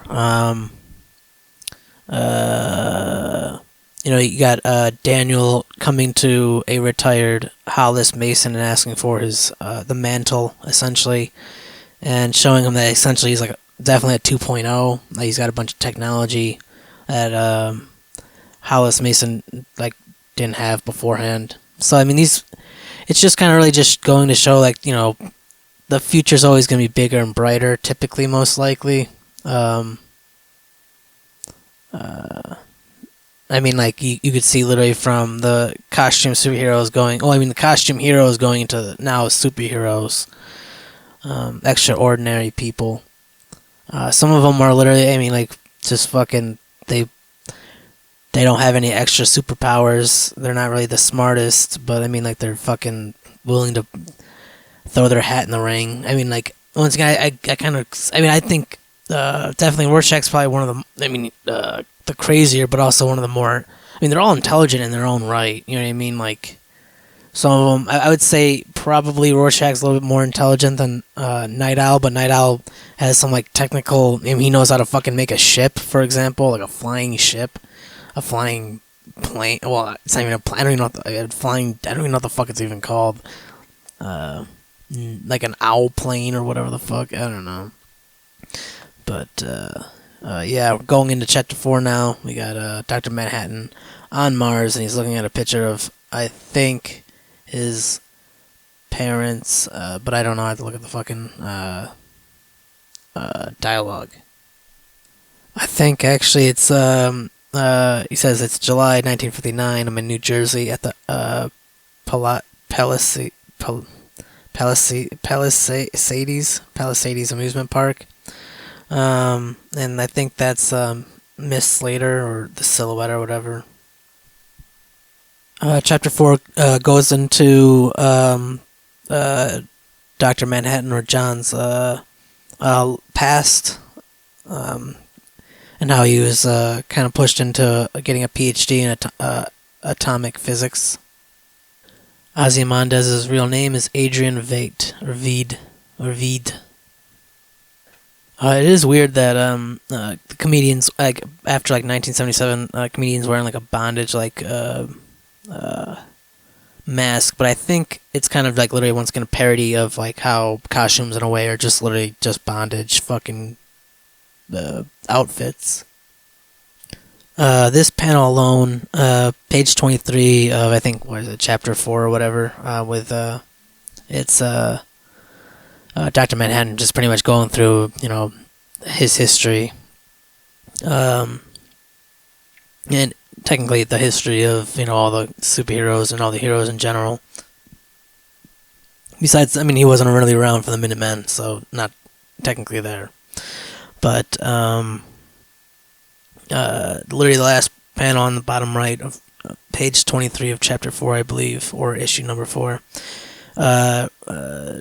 John or Dr. Manhattan saying the only other active vigilante is called Rorschach, real name unknown. He expresses his feelings toward compulsory retirement in a note left outside police headquarters along with a dead multiple rapist. And the note says never. So, I mean, like, in a way, like, Rorschach in that one panel is kind of giving an example of, why you would want a vigilante like that. I mean, most likely, cops can probably catch a multiple rapist, inevitably, but when you have, like, a vigilante who's abiding by, the law, which, by their own law, which I guess is, like, you just gotta hope that it's pretty much on the side of righteousness or whatever, and not like of wrong. Even if you got to be wrong to stop the wrong. I don't know. Even if you have to be wrong to stop the wrong to make it right. If that makes any sense. Now, at the end of chapter 4, we got Dr. Manhattan's Superpowers and the Superpowers by Professor Milton Glass. And it kind of just made me, based on all this talk, like how, like, the atomic bomb is the weapon to end wars, and yet wars continue. And it just makes you think that, like, yes, there was World War II, and that, big-ass bombs that dropped, but we haven't had one since then, because I think we as humanity are too afraid to get to a point like that again, because we don't ever want to get to a point like that again. And so that's why we, like, it's saying, like, almost most of these countries are in, like, war with their neighbors, or, like, with an internal fucking having an internal war or whatever. And it's just, it is kind of funny that we have these little tiny wars all kind of going on. Like, they are kind of like it's not one giant world war, but there are several wars going on in the world. So it's just kind of like the other. It's weird. I just also want to say the fact that Alan Moore put this much work into a book is completely mad. Just fucking insane. It makes me just go, like, for anyone to be able to make almost, literally, I'm still not finding, I guess chapter 4 anyway was kind of like, what is the point of, explain the past, but at the same time, it's like, you want to know about the past, you want to know about these characters and stuff. So like, let this motherfucker go to Mars and just, like, kind of relive his fucking past. I don't give a fuck. I want to, because I want to know what the fuck, there's holes in the fucking story, and you just want to know about, you want to fill them in, and if they're willing to fill them in for you, then fucking read on. But once when they get to this, like, Superpowers and the Superpower by the Milton Glass doctor or whatever, Dr. Milton Glass, this is like, this guy, fucking Alan Moore is fucking insane. I don't even want to, like, get this fucking, like, with any of the comic scripts that I have, I don't want to get this fucking, this deep. It's just like, holy shit, man. That's all I can say is just holy shit. And, this is a little, it's a comic book, it's a graphic novel, but, like, kind of shedding light on, like, some, like, fucking, like, reasonings as, say why did World War II happen in the first place.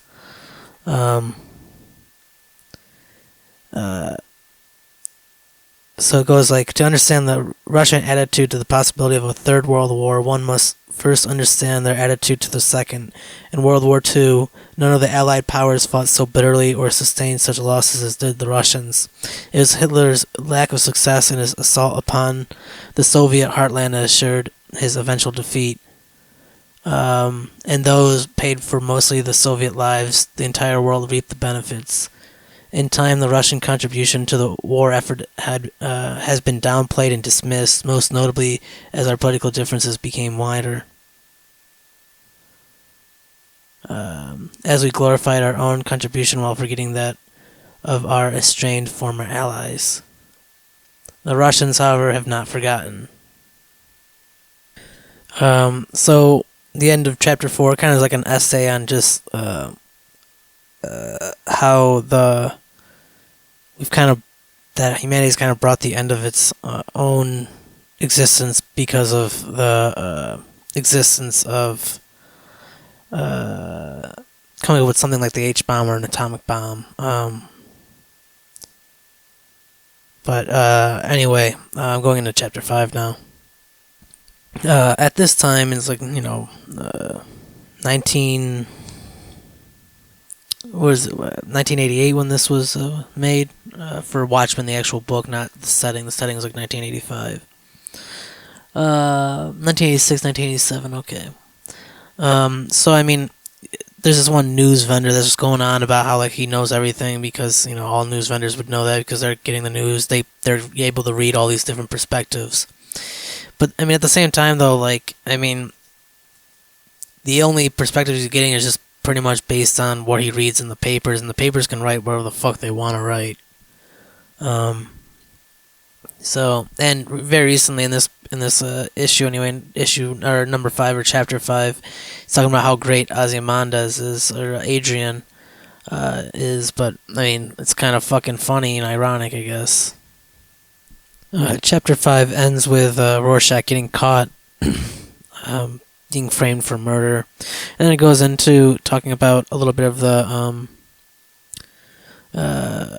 other, like the comic book within this comic book that's being that's going on. I mean, it's called Tales of the Black Freighter, which is a pirate's book, and I don't know if it's actually like real or not, but they really make it play it off as though it is, so it might have been. It was a comic that DC ended up, well, it was National Comics that ended up becoming Detective Comics, and it goes through a bunch of. I mean, it's very reminiscent of what Watchmen is like, but they're doing superheroes instead of pirates per se. But there's also like a lot of perspectives of that. I don't know. It's kind of bizarre that they even have it in here, but at the same time, though, it's like all pertains to the whole fucking thing. All right. So I just finished a little description of the pirate stories that they had, which kind of like fucking, I don't know, they seemed pretty enticing to me, some of the stories. I don't know if that one's gonna be real or not, but if they were, definitely for sure, cool as fuck. And this might be a crazy ass idea, but for some reason it's a crazy idea. I don't believe, once again, I think if this was real, because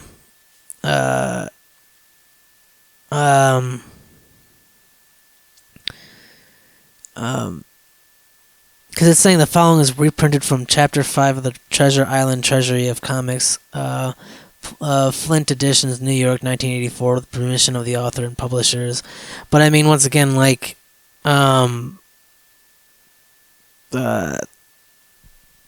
what's his fucking name?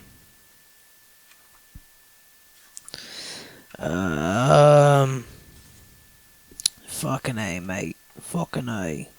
Here we are. Hollis Mason. I mean, and technically, Under the Hood, that's technically a book that exists in this universe, but, so, I mean, it could be fake once again, and I think that perhaps there's a chance that,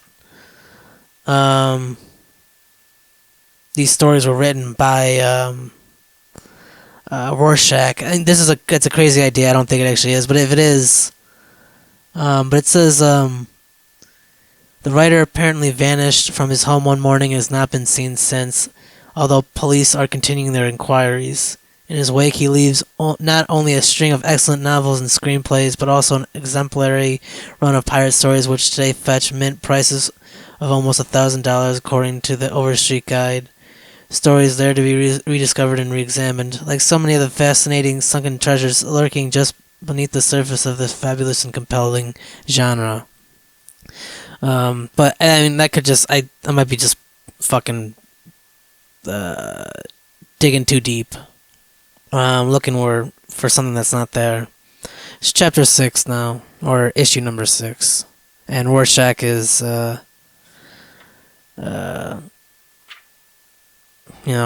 been captured per se. Alright, so what I just said is complete full of shit. That was just a far stretch. I dug deeper than I should have because I guess his name is Walter Joseph Kovacs. That's who Rorschach is. And see, I mean, I'm a dummy. Long story short, for issue 6, it's basically Rorschach's backstory, or Walter Kovacs' backstory. The thing that, or the event that essentially changes Walter into Rorschach, and this is like one of those stories that is never told really in a in a comic book. I mean, typically, you can't really tell stories like this, like fucking when a child gets fucking eaten by dogs because she was kidnapped. You know what I mean? And completely fucking changing. Like, I mean, there's no going back after this one. You're not fucking gonna be a normal person after this. And this is not like, this is something that like detectives sometimes have to deal with. I mean, like, this is another job. I could never be a detective. I could never. That's just way too serious of a job. I'd fucking lose my mind. That shit is way too dark.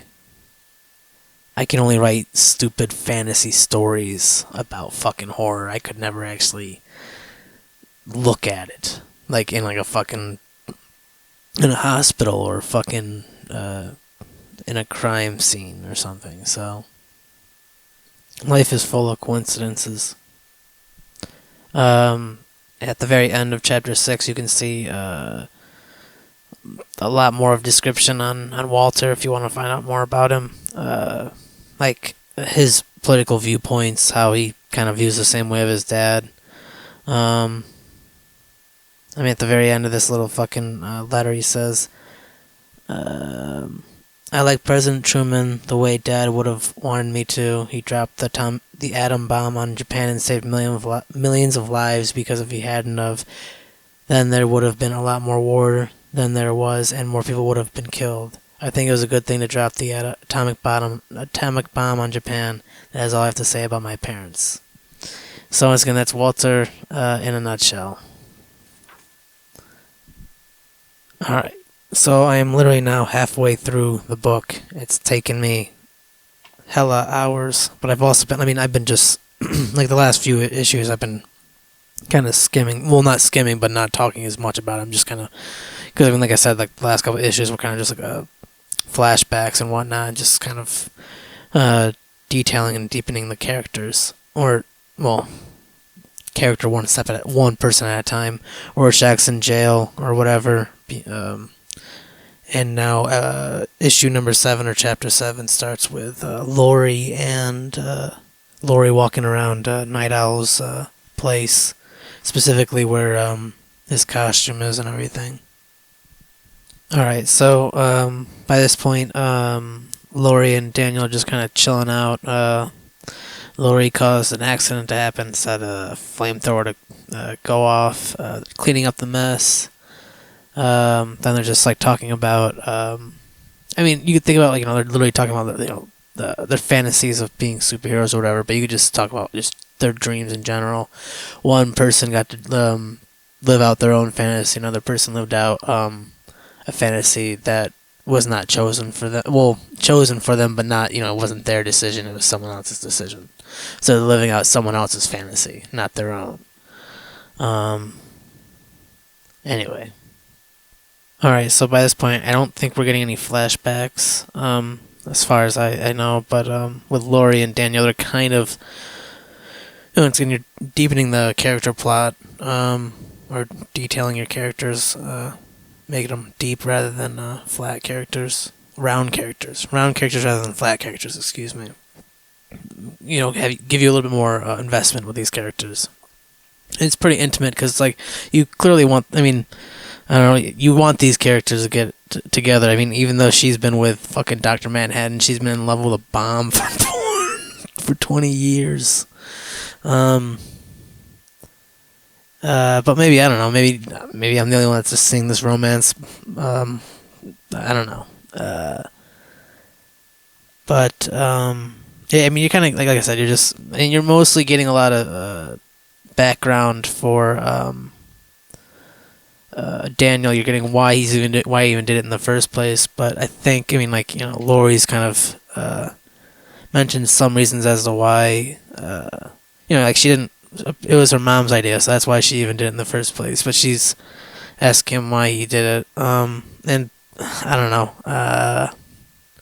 Let me just read a little bit more and see if it's more all. I mean, it seems to be mostly spotlight's mostly on Daniel at this moment that I see, but Lori I think is being like co-star right here so far, which may offend people to say that. I guess maybe I don't. I mean, the last couple issues had to do with Dr. Manhattan and Rorschach. And we're gonna get anything on Ozymandias. I mean, we got a little bit, and that was with the novel Adrian. Let's try to stick it to a first name basis. Anyway, I mean, personally, this is definitely a book that you definitely should like set down for a second and like start up another day. Because I'm not gonna lie, if you're gonna have a little like fucking like piece of like it's about like 2 pages long of a just a little like what I mean, like a little book thing at the end of it every time. It's like, god damn, man, you don't gotta do that. You could just finish the fucking chapter and move on to the next fucking thing. I'm almost done with chapter 7. I'm almost on to chapter 8. I just have to read about birds now, which definitely will pertain to this story. I mean, Alan Moore is a fucking madman. What the fuck? Yeah, of course. Alright. This is just some extra bullshit. As in, like, because Daniel's talking about what he does on the side now that he's retired from being a superhero. He said that he does this, and he says it's pretty boring, though. And, definitely, I mean, if you love birds, you're gonna like it. Alright. Okay. That was, a pretty extensive little article. Going into chapter 9, or issue 9 now. I think there's 12 chapters, if I remember right.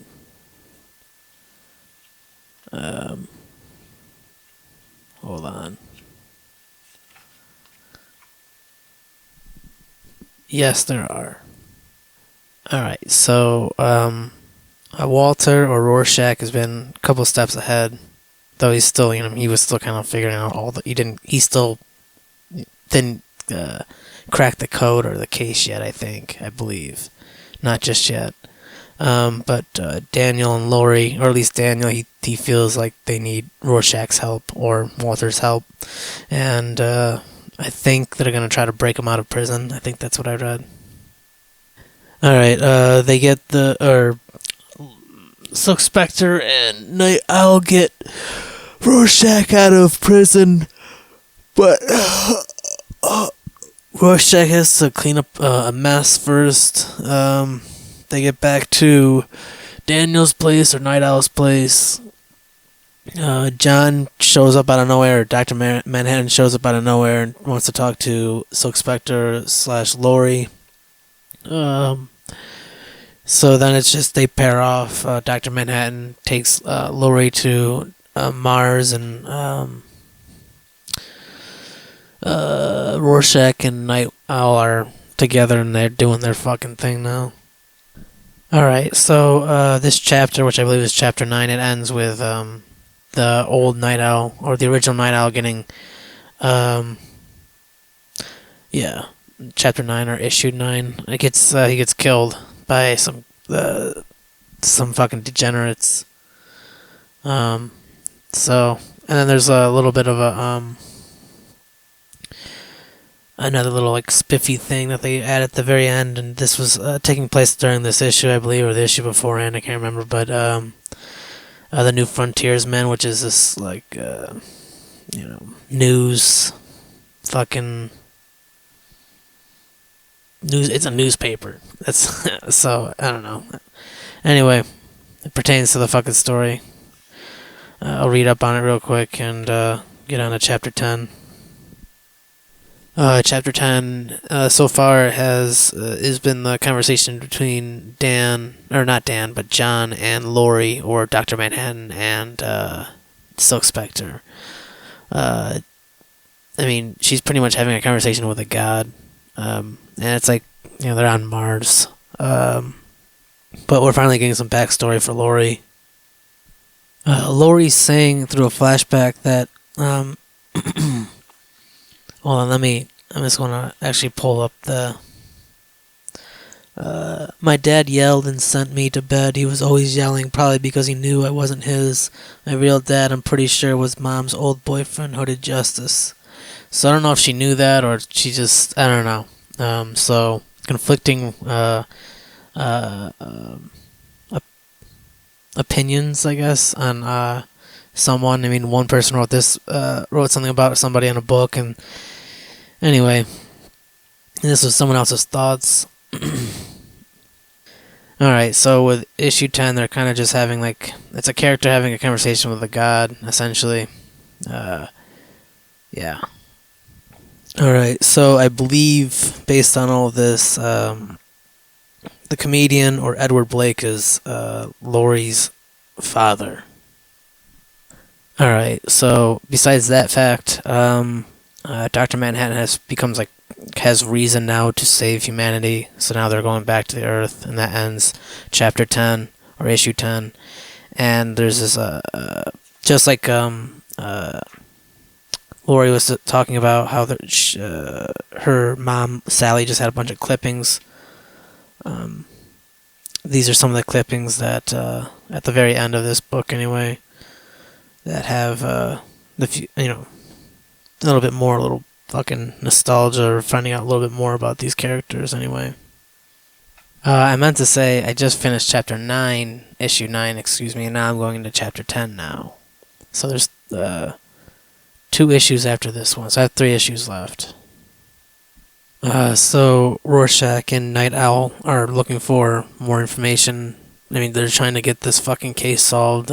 That's from, the beginning of the whole reason for this whole thing in the first place. And while they're looking for information in various bars, they come across another person who gives them some clues also about Hollis's death and murder. Alright, so I finished chapter 10. They just eventually figured out that Adrian's probably the murderer of the cause of this whole thing, so they go to his other base, and Ozymandias is waiting for them. There's a little bit of extra stuff at the end, so we got a little bit more Adrian info. We got chapter 11 though, or issue number 11. Alright, so before we finish the book at all, or even continue on for issue 11, this could be suggesting that someone who has enough power and brilliance and money could potentially sway an entire world into another giant war. Which, if you have a bunch of, if you were a billionaire, or, you had a fuck ton of money, there's no doubt you could sway a side into winning, most likely. Not totally, but most likely.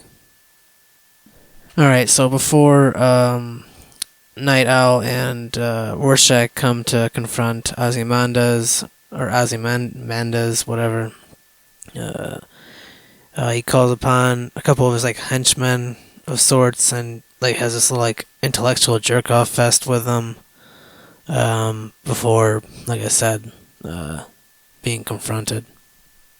This is kind of like the final character. We didn't know anything really about him, and now we're starting to get that, but it's chapter whatever the fuck. He tells them his story, but also poisons them in the process, so yeah. Essentially, a comedian in 1996, when they were trying to do the Crime Busters thing, and he opened Ozymandias' eyes to basically reality, and that's where he got his idea for all this fucking crazy ass idea. I guess it was Ozymandias, or Adrian that gave all those people cancer, not Dr. Manhattan. Alright, so chapter 11 is all about Ozymandias explaining his entire plan and setting it forth. It's too late. Can't stop it. train's already fucking rolling. You know what I mean? It's too late. Bomb's already dropped. Chapter 12 starts with, fucking carnage. So chapter 11 ended with carnage. Chapter 12 is, seeing that carnage. The effects of the aftermath of the carnage, I guess. It's just Lori and John, and John says midnight, November 2nd. That's unusual. I'd expected us to reappear on Earth much earlier. The static interference I noticed earlier makes everything so unpredictable. Obviously, it wasn't caused by a warhead detonation. What, then? Not tachyons. Surely, yes, definitely a squall of tachyons. Where can they be coming from? I'd almost forgotten the excitement of not knowing, the delights of uncertainty. And Lori says, 10 Dori to go. That's all they went out for, these people. 10 Dori to go. Adrian said, I engineered a monster, cloned its brain from a human psychic, sent it to New York and killed half of the city. And Night Owl was saying, Adrian, that's bullshit. And Rorschach's like, no, telling truth, listen to voice, he did it. Alright, so Ozymandias has killed Dr. Manhattan, or at least apparently, in the same fashion as how he died, or was turned into Dr. Manhattan in the first place. He's put into an intrinsic field subtractor. Lori just shot Ozymandias with a bullet, but Ozymandias just caught it in his hands. Didn't actually kill Dr. Manhattan. John says, restructuring myself after the subtraction of my intrinsic field was the first trick I learned. It didn't kill Osterman. Did you think it would kill me? I have said this in the past, but I guess it's probably because of what I've seen in other media, probably subconsciously or whatever. But I always felt like, you know what I mean, it gets really tense, it gets too tense, war breaks out. War goes on for too long, too many deaths, not tense anymore, people are sick of fucking war, no one wants war anymore. There's a level of peace for a while, until the cycle returns around, becoming too tense, or becoming tense, too tense, war, blah blah blah blah blah. And Ozymandias was just basically trying to cause unified peace by causing mass harm to the human race, I guess. Very extreme fucking idea. Alright, so Ozymandias or Adrian's been, he planned this whole thing out, so you can't, no one can, essentially tattletale on him, because it would just cause, it would just said, I'm not sure, I believe it would be probably, Night Owl, only because it's not in blue bubble or whatever, but it looks like it is Dr. Manhattan talking. But whoever it is saying, logically, I'm afraid he's right. Exposing the plot, we destroy any chance of peace, dooming Earth to worse destruction. So, Night Owl now says, how can humans make decisions like this? We're damned if we stay quiet, Earth's damned if we don't. But Rorschach isn't having any of it because it's fucked. You have to literally kill so many people just to fucking create peace. I don't think it's justified. And I mean, it's funny because Rorschach's the only one that's still sees it as crazy, but everyone else is seeing it now fucking it's reasonable.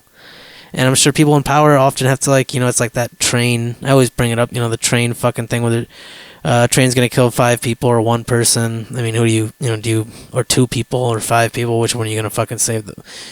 Most likely the mass majority. But yeah, I don't know. It's someone's gotta make the decision, I guess.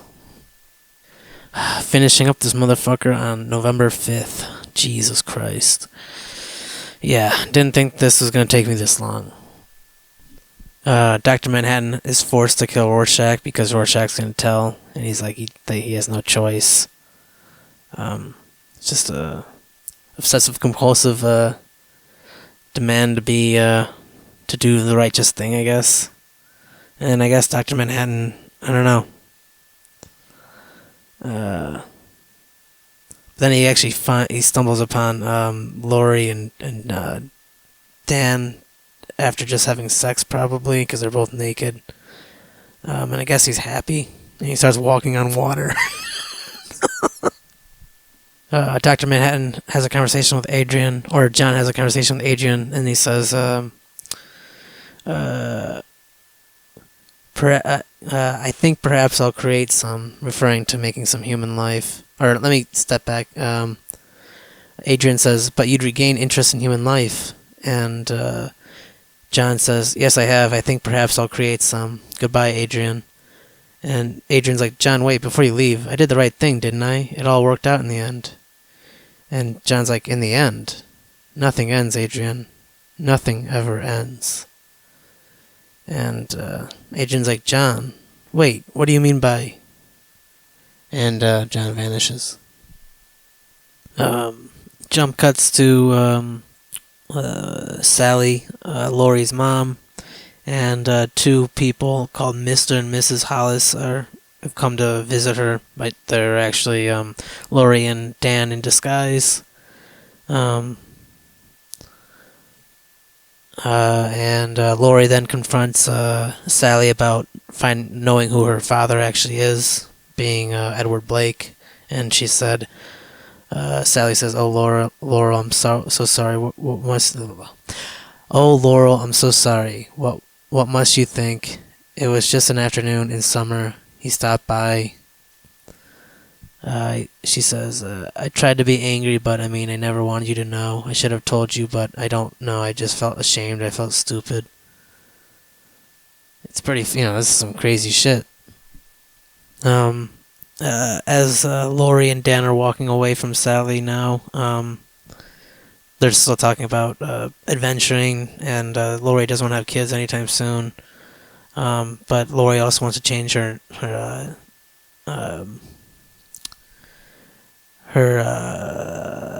superhero alias, or her hero alias from Silk Spectre, into something else. And she says she wants something leather with a mask over her face. And she said, maybe I ought to carry a gun. Or maybe she ought to carry a gun specifically. And cuts back to Sally, and she kisses a picture of the comedian. And that's pretty much the end of Watchmen. Yeah. So GRMBLS, Twitter and Instagram. Still a pretty good book. Take care.